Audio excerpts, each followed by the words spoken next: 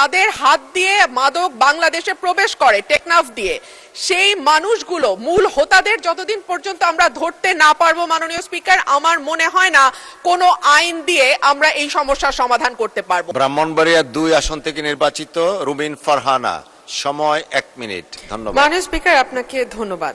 মাননীয় স্পিকার, প্রতিদিন আমরা যে মামলাগুলো দেখি সেখানে দেখা যায় ক্যারিয়াররাই বারবার ধরা পড়ে, কিন্তু বদির মতন যারা ইয়াবা ব্যবসার সঙ্গে জড়িত হিসেবে সমস্ত সরকারি দপ্তরের রিপোর্টে উঠে আসে তারা সংসদে যায়, তারা যেতে না পারলে তাদের পরিবারের সদস্যরা সংসদে যায়।